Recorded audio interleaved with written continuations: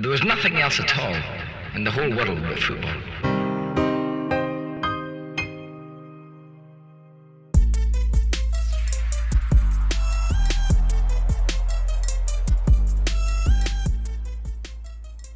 Hi guys, hope you're all doing fantastically well, and welcome back to another episode of the FFF Show, where I was met up with Oliver during the hectic Christmas period just to talk about and to try and keep up with the heavy influx of football. This recording was a combination of two separate conversations that we had. The first was on the 30th of December last year, and the second on the 6th of January this year. We covered the underwhelming start to Ralf Rangnick's interim post as manager of Man United, the Arsenal versus Man City game, Oliver's take on Leeds United season so far, and who we both expect and hope to come up from the Championship, and much, much more. It was a really good chat, and I hope you guys all thoroughly enjoy. Thank you very much. Bye-bye. Been an interesting winter, well, interesting Christmas.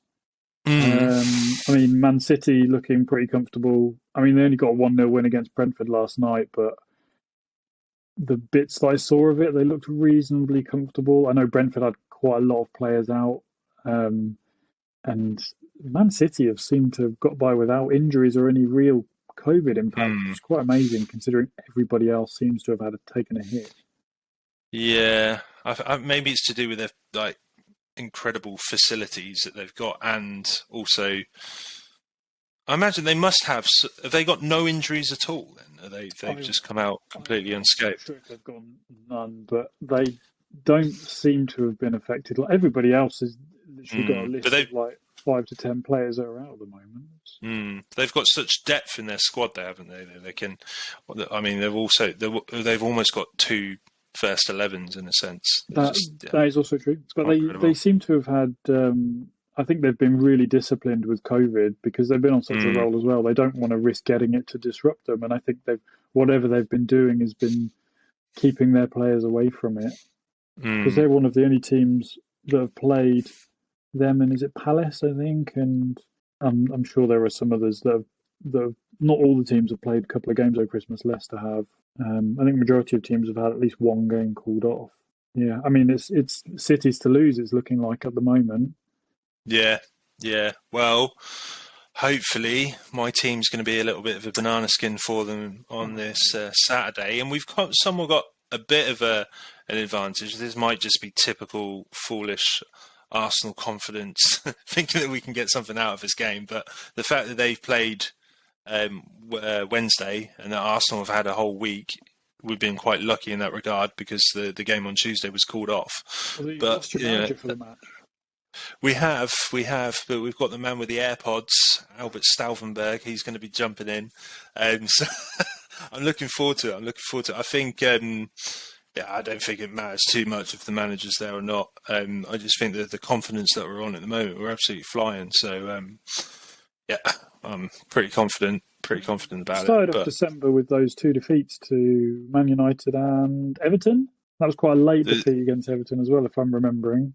Yeah. But then you've won 4 on the bounce. Our home form as well gives me a lot of confidence. I don't think we've lost. I think Chelsea was the last home game that we lost. The rest we've been pretty formidable. We haven't lost since Chelsea at the start of the season. It was those first 3 games that, it made everybody believe that we were going to get relegated and Arteta should have been sacked and all that crap. But it's mental to think where we were after those 3 games compared to where we are now. Yeah, it goes to show that, just give the manager a bit of patience and see what happens. Yeah, I understand you had a bit of a COVID outbreak though, didn't you, just before the season started, I think? Yeah, possibly. I'm sure I read something about that recently. I think because when it happened, it hadn't really been affecting any other teams, so a big deal wasn't really made of it at the time. I only read I think it was only last week that I read that had happened just before the season started, which is obviously going to disrupt things. Yeah. Brentford away, their Premier League debut, nighttime game. It was a proper banana skin game, that was. Yeah, no, Brentford were absolutely on a high. And we just, if you look at our backline back then, we had like Kolasinac, Ben White was just making his debut. Our back line was just an absolute mishmash of, I think Holding and Chambers were centre backs or something like that, and it was just, it wasn't ideal. But obviously we were still in the middle of the January transfer window as well, and since then our signings have been almost impeccable. It's been great, really. But I think once we've had those new signings come in and allowed them to bed into the club, it's I think we haven't looked back since then, really.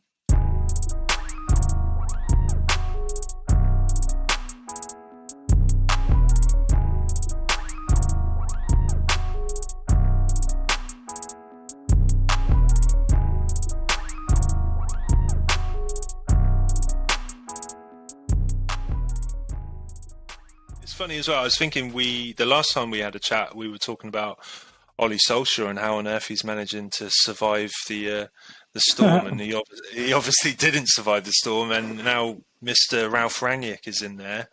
It looks it's not quite as bad as it was for Ollie, but it's not quite as good as a lot of Man United fans were probably hoping for.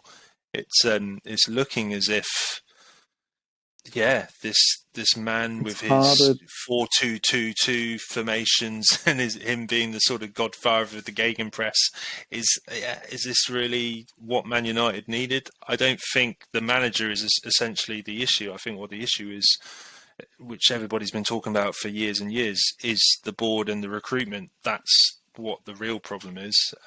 They've got a bunch of players for all the wrong positions, probably heavily loaded and top loaded into positions on the pitch, which they just haven't sorted out for years and years, and they see themselves in a bit of a mess. And I think it's going to be a long time until recruitment is targeted as the main issue they need to resolve. And I don't think bringing somebody in for 6 months is necessarily going to solve that.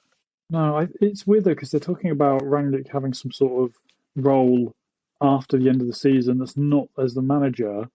So they obviously think like that director of football sort of thing. Yeah, I'm assuming that they're thinking that these next 6, 7, 8 months, whatever it is, are going to be him putting in foundations for someone else to come in and do their thing. And all they're doing is he's going to do the best he can until the end of the season. But if he has an absolute stinker, if that Man United it will do the unthinkable and finish in the second half of the table, which is probably unlikely, but anything's possible given how competitive the Premier League is. If they finish in the second half, the bottom half of the Premier League. That'd be nice. yeah, absolutely. Speaking as an Arsenal and a Leeds fan, it'd be bloody lovely, wouldn't it, mate? But I'm just thinking as a sort of realistic football headed person here, and I just can't. It's amazing how they're struggling to do what they want to do. It is amazing. Where they've spent so much money, and some of the players they've had, it's just bizarre that they've not been able to get it right. Like, they've had some decent managers. I mean, I thought when they had Louis van Gaal in there, Louis van Gaal. Yeah, nice one. I'm practicing. Thanks. It wasn't exactly exciting, but they had a plan. Like you say, you've had decent managers, Mourinho as well. I think David Moyes has proven what a decent manager is for West Ham. But that if you don't have, and it's not necessarily not having the right players, it's just having too many players in wrong positions and just there being a mess in terms of their recruitment planning. It doesn't matter who you are as a manager, you're not going to, if you're set up to fail in your job, you're going to fail. And that's essentially what's happened with almost every manager that's gone in at Man United. They're just, in my opinion, they need to sort that recruitment out massively. Well, it's an interesting game. They've got Burnley in about 20 minutes. Because against Newcastle the other day, Newcastle looked good. Like I thought, Man United did enough to get that point away from home, which obviously that's not what the fans are expecting them to go away to Newcastle and get a draw with a bit of a lucky scuffed shot, and Newcastle missing some really good chances. But they play Burnley tonight, and somehow if they don't win that against Burnley, like, blimey, what are they going to be saying tomorrow? Yeah, I mean, I'm not saying I want Man United to win. But I, as a Leeds fan, don't want Burnley to win.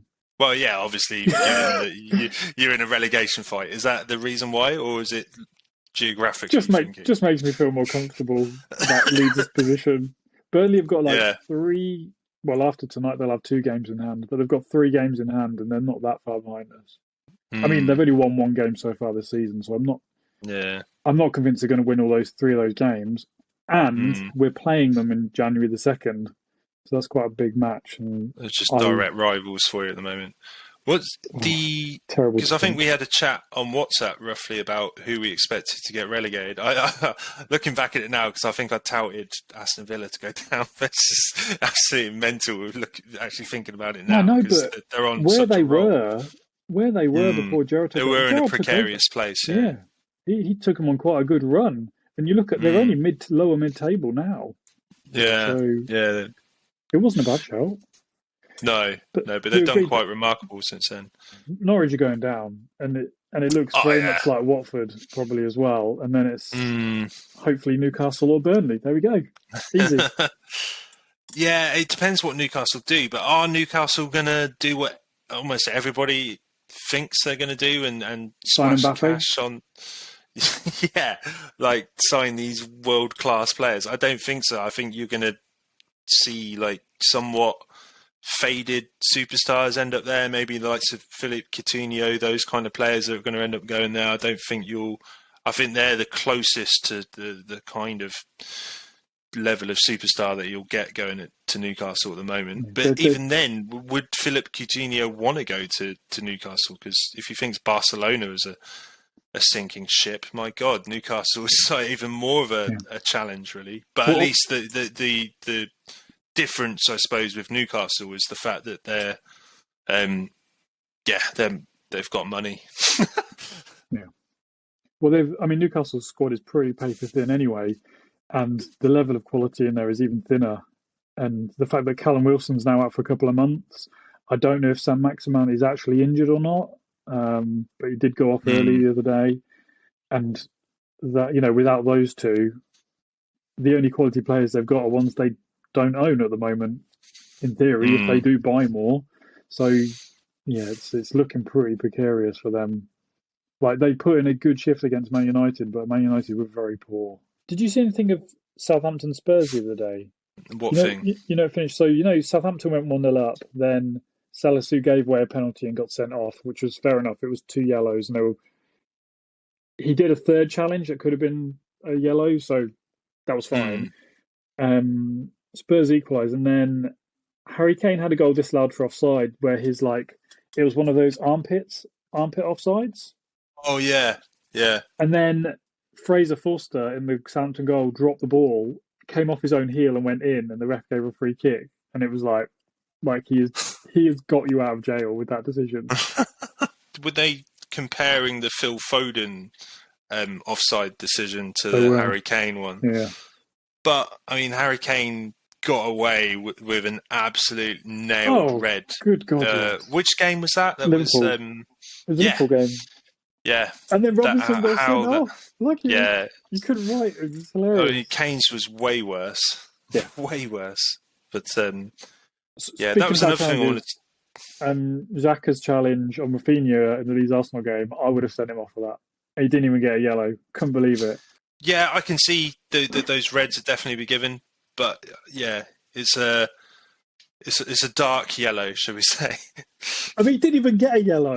That's the thing that makes but it should like how it wasn't a yellow was absolutely mental. And I tell you, like every Arsenal podcast I've been listening to, they were like, how the hell he got away with not getting a yellow then was mental. So I think there was a lot of realistic Arsenal fans thinking that, Xhaka was a moron in that situation, which he so often is. And that's the annoying thing, the irritating thing with Xhaka is how great he can be, because him and Partey are clearly Arsenal's best midfield duo. Yeah. However, Xhaka is just a Russian roulette of a player, and it's like, it's annoying.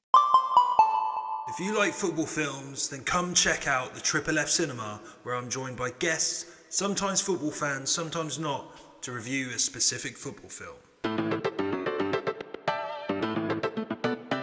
Give me get 2 tickets to that football film right now.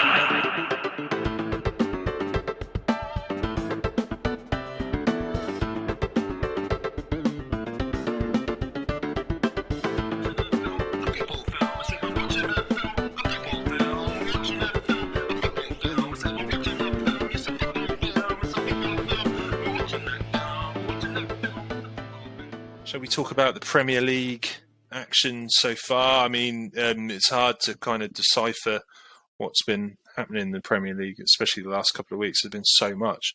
Yeah, I mean, well, since Christmas, we've not had too many games, have we? Really? Got my handy list in front of me here.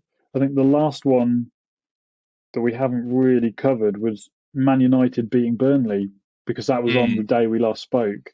Yeah. I'd say there's been some pretty big gems since the time we spoke as well, because there was the Leicester-Liverpool, which I think was just before we spoke.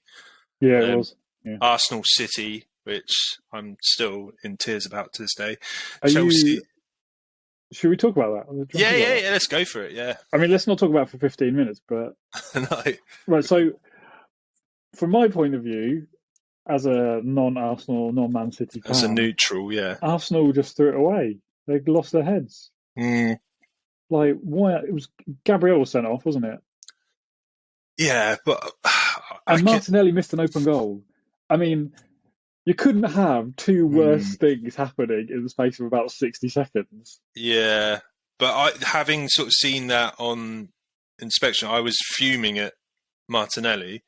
But the man of the moment, apparently the referee was like kind of in Martinelli's way. So he had to like step out behind the referee to get to the ball. But I kind of agree. I think for all of the moaning that you could sort of point the referee's way during that match and VAR, I do think that there was a lot of poor decision making. I don't see how the Odegaard incident can be judged as not being a penalty, whereas the one on Mr. Silva was a penalty. And, you know, they were both soft, but to go to the screen for Bernardo Silva's, but not to go to the screen for Odegaard's was, I didn't understand it. So, I mean, you've got to remember the reason they're going to the screen is because the people on VAR think it's a penalty or not. So if they think it's a penalty, they're going to tell them to go to the screen. If they don't, they won't. That's the difference. Yeah. You think? I mean, you could talk about conspiracy theories because around some of the bigger clubs, but I mean, you're technically one of those teams. So. Yeah. No, but the thing is, like, if you think about it, like, I'm sure loads of other teams have been on the hand of dodgy officiating. And, you know, this is essentially the first one for Arsenal this season. So on the grand scheme of things, it's not the worst. But, yeah, I think what annoyed me the most was how we were absolutely bossing the game up until the 60th minute. We had Man City in the palm of our hands and we just essentially threw it away. I think we kind of showed that inexperience to keep composed. And yeah, that's kind of what annoys me the most. But I felt the same way that the Arsenal players did when we were getting those dodgy decisions. But yeah, to be an elite team, you have to keep your composure and not allow it to sort of get on top of you. I mean, it was a great game for you in the sense that you showed that your players have the ability to match and potentially be better in moments than Man City, but it showed what's lacking is that mentality that Man City have. We've seen how many games have they won in a row now? Like they've got it. They've got that. They've got the one thing you don't have. That but you've got a lot of good things and you're doing well. Are you still top four? I think. Yeah, it was still fourth. So I mean that now the dust has settled. I definitely have a lot of confidence and hope taken from that game because it shows how far we've come, especially even just from the Liverpool game where we got battered 5-0. It shows that, you know, we've come a long way since then, and especially against the bigger teams, we're not getting steamrolled. So I think we're definitely heading in the right direction. I think as long as we get our recruitment right and we make sure that we're not just going to be two midfielders after, because it looks like we're going to sell Ainsley Maitland-Niles to Roma, and that leaves us with the fact that Partey and there's a few others that have gone to AFCON as well. El Neni being another. We've left with two midfielders in Xhaka and Albert Sambi Lokonga, and that's just not enough. Like, not enough at all for a squad. Xhaka's due a red card now. Yeah, exactly. It's going to happen. It's a matter of time. It happens every 5-6 games. So, yeah. But yeah, speaking of teams that are suffering from small, slight squads, I imagine that's how you're feeling as a Leeds United fan at the moment. Well, I don't think we've got any players going away to AFCON. No, but I mean, just the fact that you've got a damaged squad in a sense. Yeah, I mean, you look. I've got rose-tinted glasses on at the moment because we just won, and we played well. It was a massive win. That was a massive win, wasn't it, against Burnley? Yeah, we had to win that. I think we had to, just to sort of remind ourselves that we can be a good team. It was good because we had a couple of players back. We had 11 adults on the pitch. No kids. Well, I mean, our goalie is a child, but yeah, we had 11 adults on the pitch, and we had one adult on the bench. So that was quite good, considering the game before it was 2.5 kids on the pitch and all kids on the bench. So it made a difference. And James came off the bench. He scored a really nice little header as well. Joffy, Joe Gelhardt, just looks like he is a really good player, and I can only see him getting better. He just looks like such a good player. Like, I feel so lucky that we were able to get him from Wigan. And I know Wigan were gutted when they lost him, and rightfully so. But yeah, we're lucky to have him, and hopefully with the FA Cup this weekend, we might see maybe Bamford make an appearance. He didn't play for our under-23s yesterday, which I thought was a bit strange, because allegedly he was on the cusp of being on the bench against Burnley. So it will be interesting if he's not involved against West Ham in the FA Cup at the weekend. Might mean he's had another setback, which would be incredibly annoying. Yeah. Does it look likely that Leeds United are going to bring in any recruitments over this window? There's a lot of talk. So I think we will bring somebody in. I mean, there was a lot of talk during the summer about signing a midfielder, and it never happened. O'Brien at Huddersfield was linked to us for a long time.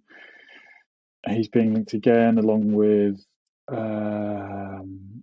Nandez, and I can't for the life of me remember which South American team he plays for, or which Italian team he plays for.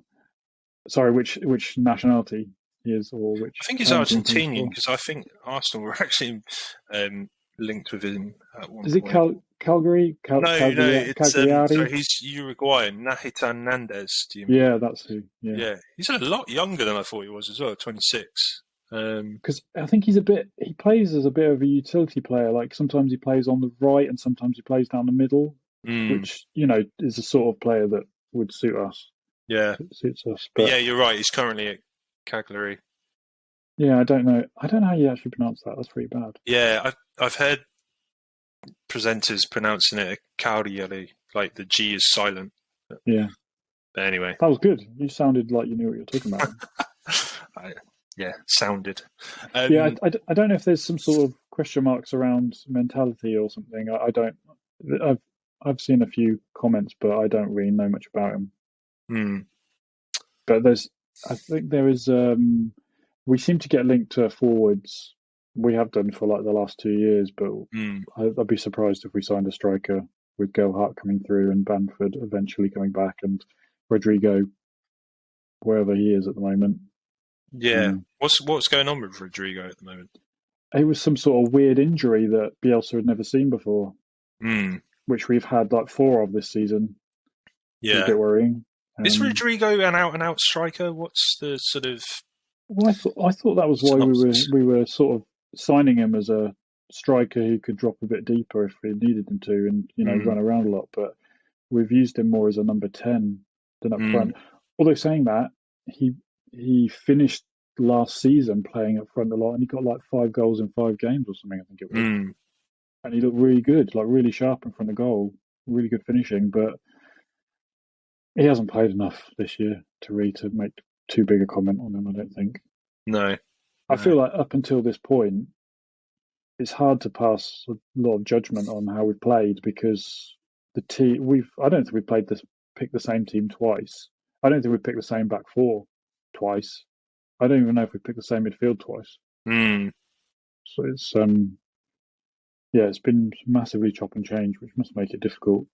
I heard something on the radio not so long ago where somebody mentioned about Bielsa sort of throughout his managerial career that he kind of likes to work with smaller squads. Is there much truth in that? And do you think that's going to have a bit of an effect for Leeds United? Yeah, I mean, he does. He does. Like he's. I can't remember. Was it 16 or is it 18 plus kids? Can't do the number. Can't do the math in my head.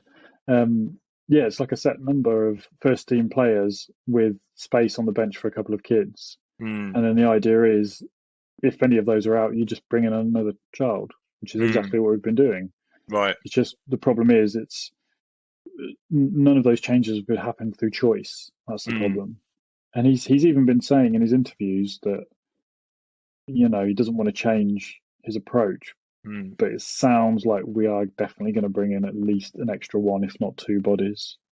What's the thinking behind having a smaller squad? Is it just about that mentality side of things, almost keeping it like a close-knit sort of unit? And it is that. It's easy, easier to work with less players. Bielsa sees it unfair if he has a player who's not being picked.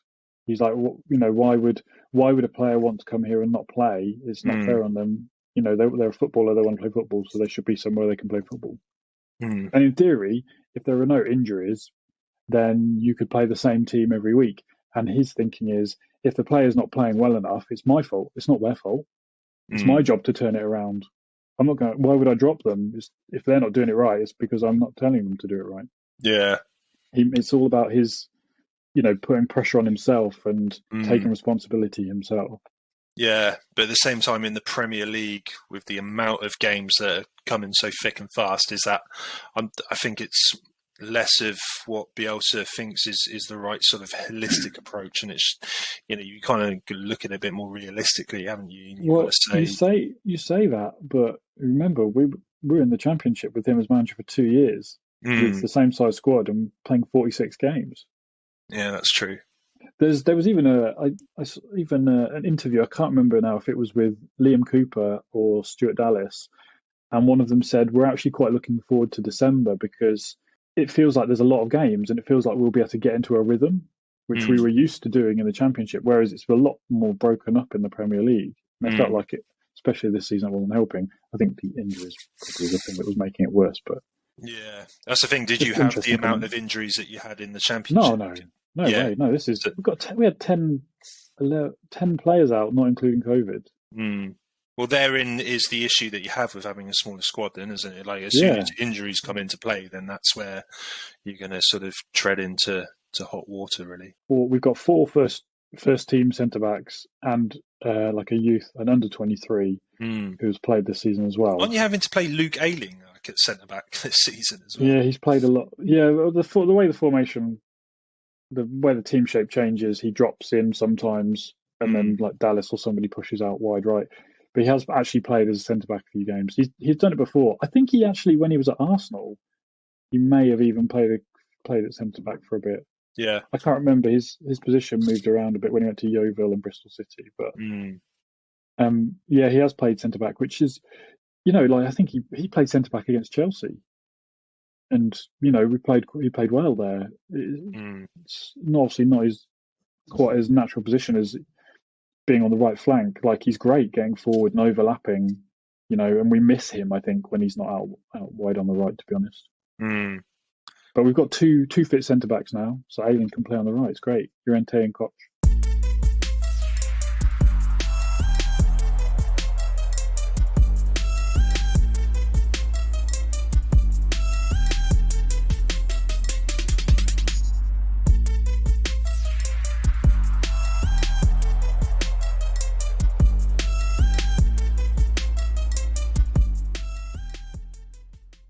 Chelsea-Liverpool game? Did you see that at all? Did you see Kovacic's wonder strike? Yeah, it was a beautiful goal, wasn't it? It was a busy game where Liverpool could have scored many more goals before Chelsea got there first, and then as soon as Chelsea got that first, it looked like it was how many are they going to get? And then the second half, there was it was a busy game, lots of good saves from both keepers. You could tell both teams were up for it. It was quite a good match. Yeah, I was expecting a goal fest again in the second half. Yeah. They tried. They tried. I thought both Kelleher at Liverpool's goal was fantastic. I thought.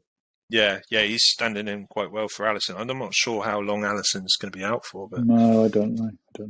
But the Mane elbow thing in 3 seconds, it could have gone either way. If they'd sent him off, I don't think you could have complained. And I think you can complain that he wasn't sent off. But then again, is he getting away with a lot? Because I think he is almost. I don't know why. Is it because he's quite a quiet guy, just almost unassuming, that he kind of gets away with being on the edge, or is he just being quite? It was a bit reckless for the 3 seconds into the match, but if I don't know, Azpilicueta sort of didn't jump, and when one player jumps and another player doesn't, it always opens up the possibility that someone's going to get a hit in the face with part of the arm.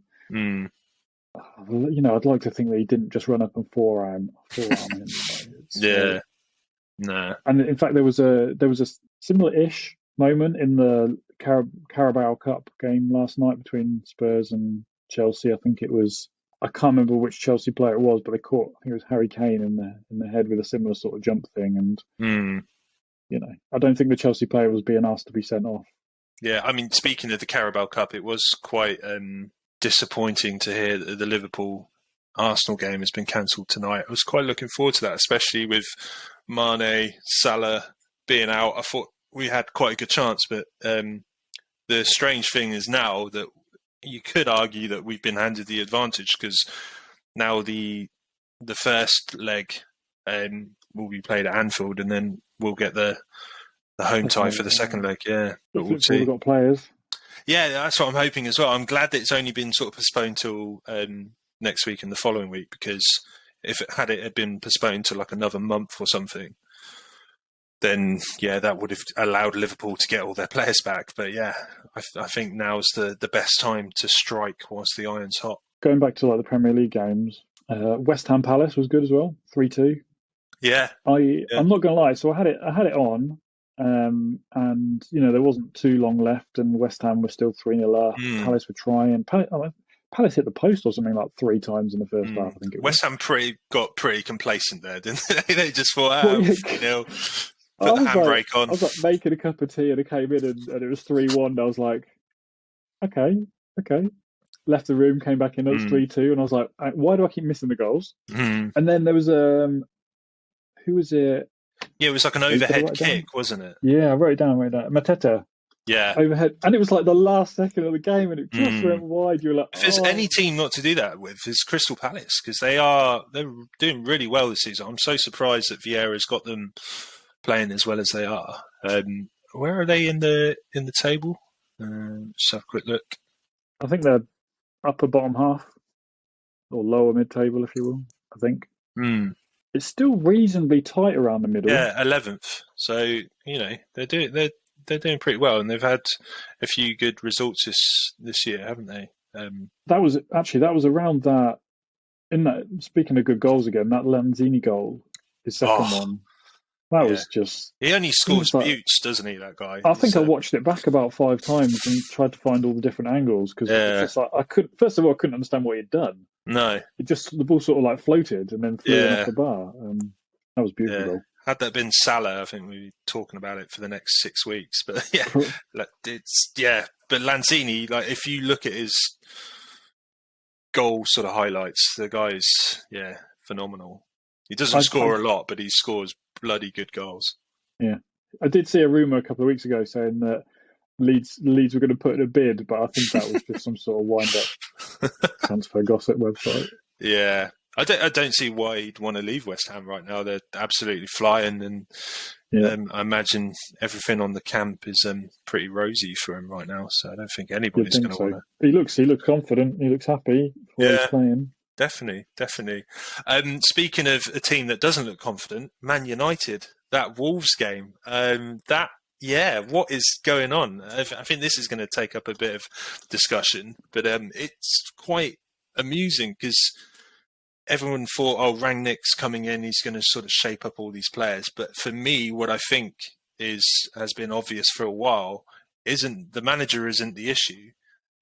The recruitment and the decision making is the issue. And in a way, bringing in a manager that wasn't necessarily the right decision, because I think Ralf Rangnick coming in being this philosophist, if you will, with his ideas of the sort of gegenpress and the 4-2-2-2 system that he favours so well, isn't going to work with the players that you've got there at Man United at the moment. With you can't fit Ronaldo into the system, you can't fit Sancho into that system, you can't fit Greenwood into that system. It's doesn't make any sense. I think Rangnick works really well at systems where he's working with a lot of youth that you can kind of mould them, and he did really well at Leipzig. He was good at Schalke, and I think he was working with these sort of projects where he was able to sort of mould them into his own vision. But at Man United, that's not what they need as a manager right now. They needed a sort of big name. They needed a Zidane, in all honesty, somebody that kind of works with big names and gets them to go out and play. But making the change mid-season, seeing what they're trying to do, doesn't make a lot of sense. No. But I mean, it's easy to say that with a tiny bit of hindsight. I was expecting them to have a bit of a results bounce in a way, but I don't think we can discredit Wolves. No, like just for that result. Like if Man United had won that, they would have won a few in a row. So whether it was papering over the cracks, but I don't.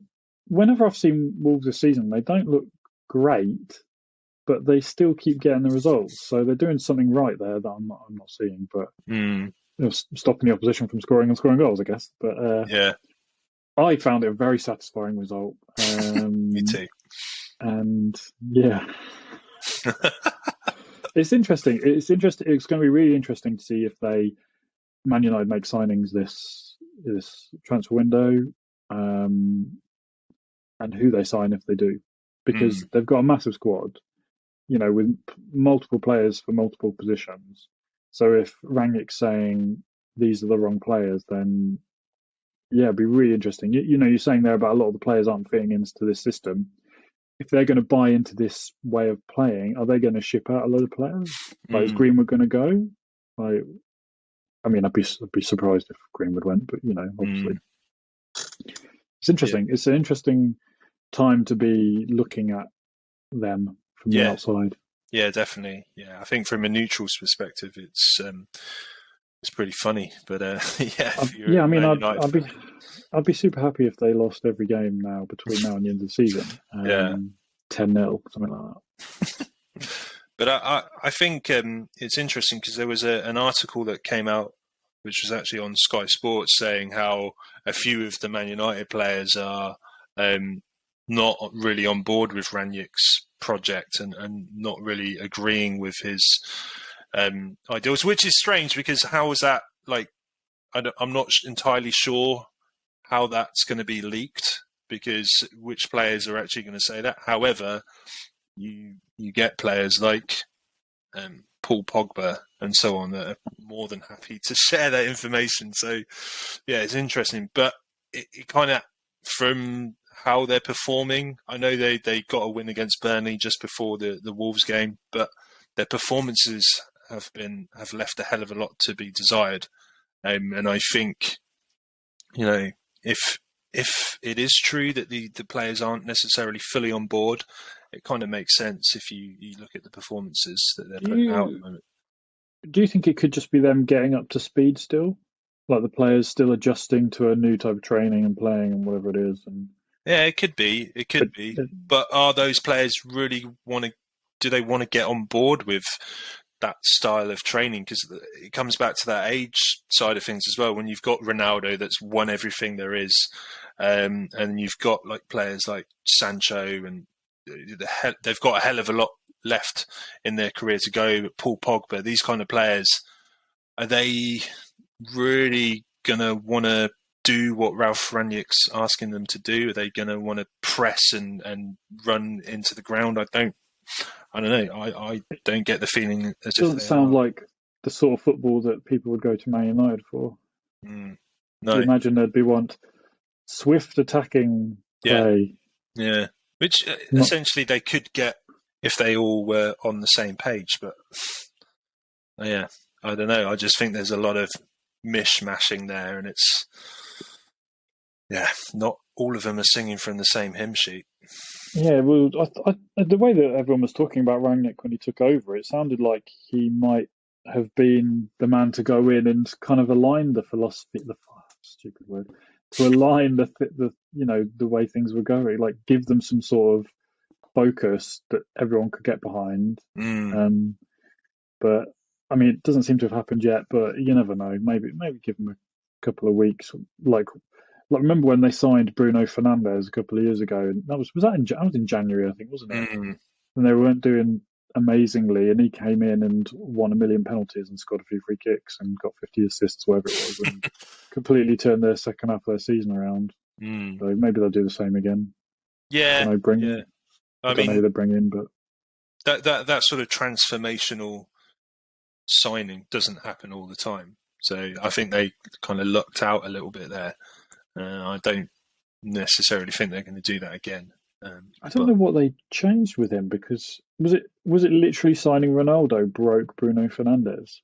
Because I mean, oh God, he looks just like he's the biggest whiner, one of the biggest whiners I think I've ever seen in the Premier League. Who, Ronaldo or Fernandes? No, Bruno Fernandes. Yeah, I'm pretty sure they've got a few whiners in their team, though, haven't they? Yeah, there was a game early in the season where he was like kicking players, and there was one where he kicked someone and he went down and he started complaining to the ref even though he committed the foul, and you were like, it was off-putting. Yeah, he's one of those players that when he's focused and when he's on his game, he's really good because he's busy all over the pitch. But yeah, I think there was it the Watford loss this season where I'm not sure if he came on or it was at the start of the game. He just he was in the middle of the pitch. The ball was in the middle of the pitch. He just hoofed it into the air, but he somehow hoofed it back towards his own goal and then left Phil Jones, or I don't know if it was Phil Jones or some other central defender in absolute. It might have been Maguire actually. Left him in absolute bother. It's like, what on earth is Fernandes doing? Isn't there something weird about Phil Jones hasn't actually played for Man United for ages or something? Why isn't Maguire injured or something? Is that why Phil Jones has now made a reappearance, or I don't know? Is the inevitable happened that Maguire? Everyone's figured out how shit Maguire actually is. I've had to bring in Phil Jones. I don't know what's happened. I mean, that makes it sound like they'll go after a centre back in January. Like signing Varane was not the answer. Which I do want to talk to you about this, because I know how much you are familiar with Ben White, and I know you somewhat admired him when he played for Leeds United. But it is funny how people were making memes and mentioning how, why are Arsenal spending 50 million on Ben White when Man United are signing Raphael, Champions League winning, World Cup winning Varane for 40 million. Aha. How do you like them apples now, you fucking Man United fans? Because that is brilliant. Ben White is an absolute steal at 50 million compared to Varane. I'm pretty sure that Ben White started. Did he start your move for your goal against Man City as well? I think he won the ball back with pressing on someone and then carrying the ball forward and made the first pass on it, I think. That's what he's good at. He's good at that. Yeah. So he reads it well. He's good on the ball. I think those that know the game, that's why I was really interested to know your thoughts on him, because I think you saw Ben White at his best at Leeds United. And yeah, I think, if he's able to carry on doing what he's doing for Arsenal at the moment, yeah, the world's his oyster, because he's brilliant in my opinion. It was amazing because before he played for us in the Championship, he'd played one season in League Two, then a season in League One, or something like that. And then he came to us in the Championship, and there was an interview with him. I think it was on the Yorkshire Evening Post. I think it was, and he said that first week of pre-season at Leeds, he was like telling his mum and his dad, maybe he was like, "I can't do it. This is too hard. Like it's really hard." And they or he I can't remember who he spoke to anyway, and they were like, "Just keep going, and yeah, he said it was massively beneficial to him. That was, and he looked unbelievably comfortable and better than so many. He was one of, if not the best player in the championship that year. Yeah, like he was on another level. Like it was such a great loan signing. It was a shame that Brighton didn't let us put in a buy clause as well. It was a real shame. Yeah, it's his ability on the ball that's so outstanding, like that, just marauding runs that he makes into the opposition's box. It comes into how well he reads the game, because he, like, I'm pretty sure it was that goal against Man City where he can see where the ball's going, so he goes in ahead trying to nick the ball off a player. But he's not just thinking about that. He's thinking there, when am I going to take it, and then when am I going to pass it? Because he seems to be doing all of that in like one microsecond. Because he'll get the ball off, he'll take it into space, and he'll lay it off to the right player almost every time. If you're interested in coming on the show for an Under the Floodlights special to talk about your favourite player or manager, please email the FFF2021@gmail.com or DM the FFF84 on Twitter. All contact details will be in the episode description. Hope you're all keeping safe, and thanks again for listening to the FFF. It would be nice to know who you think are the teams that might be joining the Premier League next season. Because can I tell you who I want to go up? Yeah, sure. Yeah, go for it. I want Blackburn to go up. Yeah, me too. That'd be nice. Just a nice flavour of a sort of 90s Premier League season would be great, wouldn't it? Yeah, I mean, also you look at the top six, and I feel like the others have all had a recent go of it. So, and they're Premier League, former Premier League winners, or Premier League winners, however you want to phrase it. They don't have parachute payments, so it'd be quite nice. I mean, I tell you what, it's super interesting, and it's only going to get more interesting towards the end of the season. Like, we know how competitive the Championship is. If you look at that top six of Bournemouth, Blackburn, Fulham, West Brom, QPR, and Huddersfield, and then behind that you've got, hang on, I can't remember any more than that. You've got Borough, Stoke, Forest, Coventry in there. But I think you have to look down all the way to Sheffield United, who are in 13th. And the reason I say that is, since they brought Paul Heckingbottom in, who was, I don't remember, he was in temporary charge of them last year after they were already relegated, or anyway, end of last season. They've won every game. And the only reason they're 13th is because they've got like 4 games in hand. Because they've had games postponed. They're on an absolute hot streak. Yeah. And what you're looking at, okay, they don't have 4 games in hand on everyone, but you're looking at, they're 13th on 32 points, and Huddersfield are 6th. So it's the edge of the playoffs on 40 points. So they're 8 points ahead. But they actually do have 4 games in hand on Huddersfield. Yeah. So they can make their way into the playoff. I mean, places. Like I said, they're on a hot streak of form, although I'm not sure if they've not played for a while now. That's the only thing that might count against them. But saying that, Huddersfield and Borough both unbeaten in 5. Both unbeaten in 5. Borough seems to have managed to, found that form since they came in. This is before the last round of games, but Wilder at Borough was 5 wins, 2 draws, and 1 defeat. Yeah. And in fact, I think they may be up to 6 wins, 2 draws, and 1 defeat now.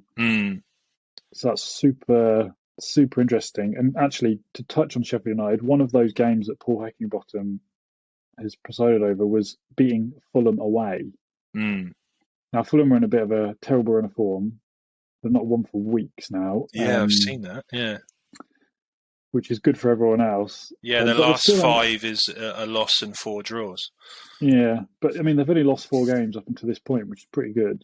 You've got to say that I'd be surprised if that doesn't turn around. But then you have to, like, talking about Blackburn, obviously you can't not talk about Brereton Diaz there. Yeah, Mr. Chile. smashing goals in. And in fact, they haven't lost since they lost 7-0 to Fulham. They lost 7-0 to Fulham, and they've won 7 and drawn 2 since then. That's just giving them the kick at the ass they needed. It almost reminds me of when Southampton got smashed 9-0 by Leicester, and they just absolutely turned their season around. And I think they actually beat Leicester in their return fixture that season, which goes to show that sometimes a massive defeat is a slap in the face that you need as a team. Yeah, let's hope that Leeds get revenge against Man City from that 7-0 drubbing. That'd be nice. Yeah, it could be. You never know. But I think something I wanted to mention to you was quite interesting, and it's weird how you don't really see this in campaigns so often, but the 3 top scorers in the Championship right now are all individually playing for the top 3 clubs. So you've got Dominic Solanke, who's on 18 goals, Ben Brereton Diaz with 20 for Blackburn, and then Fulham's Alexander Mitrovic for 22 for Fulham. So yeah, it's interesting to see. It's weird as well how Bournemouth's top scorer, he's not the top scorer of the Championship right now. I mean, that's a lot of goals as well for like just halfway through just over halfway through the season. Like if they're getting another 15, 20 goals, they're all in the 30s, nearly 40s. Like that's just the sort of thing you need in this league. Makes a massive difference. It's so odd how Mitrovic can just absolutely score tons for Fulham in the Championship, but when they need him to do it in the Premier League, it's odd. You'd imagine him to do somewhat okay, but it just goes to show the sort of levels and the differences that you get in the Premier League, I guess. Yeah, he's a good player, but he just for some reason can't quite do it in the Premier League. But it probably comes back to the thing we were talking about earlier with Arsenal and Man City. Maybe there's a mentality thing there, isn't there, where in the Championship he can be himself and be a bit uninterested, but he's going to get more chances. Whereas in the Premier League, he has to be on it, and he doesn't like being on it. Maybe, I don't know. Yeah. I suppose that is the biggest difference. That's a good point that you sort of bring up. Is you get a hell of a lot more opportunities. I think Jamie Vardy even said it in an interview once. You get a lot more opportunities in the Championship, whereas in the Premier League you have to take very little. So, and that's why Jamie Vardy's very good, because he's extremely clinical. Yeah. I mean, you look at that top half of the Championship, and Forest were on a good run of form, but they've lost their last 2 now. Who's your money going on for the teams going up, mate? I'd be surprised at this stage if this is predicting this league is a fool's errand, but I'm going to go with Bournemouth going up. Yeah, and Blackburn. I want Blackburn to go up, but I think Fulham are going to. I think it'll be Bournemouth and Fulham will be top 2. Yeah, and then playoffs. There's no point trying to guess. You've got dice, roll a dice. Yeah, exactly. Like you said, even Sheffield United could be in that conversation. So it's Forest might get a bit of form back. You never know. I mean, we won't see the playoffs sort of coming together until the last few weeks of the season. I don't think. Looking at how they are. I mean, Blackburn. I'd be hugely disappointed if they don't manage to stay up there. As long as nobody comes in and offers them 35 million for Brereton Diaz, they should be there. I would have thought, or he gets injured. Let's hope he doesn't. Yeah, they should be thereabouts. You'd think. This is never going to happen, but I would just from a sort of selfish perspective, to have the Premier League with this 90s feel, I'd love to see Blackburn, Nottingham Forest and Coventry just in the Premier League, just for that real retro feeling to it. Probably especially with Leeds United in there as well. Yeah, a little bit. But they've really turned things around, considering, were they down at League 2 at one point? I know they spent a lot of time in League 1. I can't remember if they went to League 2, but they do play in their own ground again. Well, they don't. That's the thing. They've been ramshackled by financial uncertainty for a while, haven't they? But it seems like I think they've got decent ownership now, and they seem to be heading in the right direction, which is good. Well, I think the difference between them and probably the top six is having that proper goal scorer. I think that's if they had someone that could smash in 20 goals halfway through the season, they'd be 5 or 6 places higher, I would have thought. It looks like they're establishing themselves in the Championship for now. But I have one question for you. I know we're talking about the top of it, but have you noticed that Derby haven't been doing too badly recently? Yeah, they've got 3 out of 5 in their last 5, 3 wins. But they had a massive point deduction, didn't they? Have this? Yeah, they're only on 11 points, but I mean they beat West Brom just after Christmas. That's a massive result. And in fact, they drew with Reading the other day 2-2, and I'm pretty sure they were 2-0 down with only a few minutes left. Yeah, and Reading are only just above them, just outside the relegation zone. So that was a massive point for them. Too much to ask for getting out the relegation scrap, though. Do you reckon? They could do it. You look at what they get. What is that? An extra 30 points. 41 points shouldn't be enough, really. I don't know. You never know. Is Wayne Rooney still their manager? Yeah. It'll probably be quite close if they keep up this form. Could be quite close. Yeah, it's a shame because I would have liked Peterborough to stay up, but they just seem to ship far too many goals and not score enough, which is a problem. I think Peterborough are almost like the West Brom of the Championship in League One, really, aren't they? It's a shame because the local team, a local team. A local team. There's Northampton as well, aren't they? But they're although they're doing well. Are they in League One? Yeah, they're like top 2 or something. Yeah, they're second in League 2. I mean, Forest Green are making a right go of that. 8 points clear, top of the league. The Vegan Avengers. Yeah, very good. Yeah, yeah, good. If they can show everyone else how to do it sustainably, then they'll be successful. I really hope they build that stadium that they're sort of planning to do, Forest Green, because that's I don't know if you've seen the plans for their new sort of eco-friendly stadium. It's called the New Lawn Stadium. I think we need to do an episode on them, Simon. Yeah, maybe I will. But from all of the plans, it's a beautiful, beautiful stadium. If you just Google it now, Google the... I'm doing it. Yeah. Eco Park. It was approved by Stroud City Council. Reminds me of those like old wooden roller coasters. I don't know if you've ever seen them. Completely made of wood. Yeah, it's all made of timber. I like how it's in the middle of fields in these pictures. I don't know if that's... Yeah, well, if you're called Forest Green, then where else? Interesting. Yeah, as long as they can keep it so people can walk, cycle, public transport there, and reduce the amount of cars and things. Yeah. It'd be worth a visit, I think.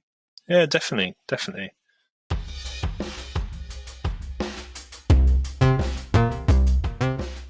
Thank you so much for listening to the Triple F. If you could please drop a like on our Facebook page, subscribe to the YouTube channel, and follow us on Twitter, that would be massively appreciated. Hope you're all keeping safe, and thanks again for listening to the Triple F.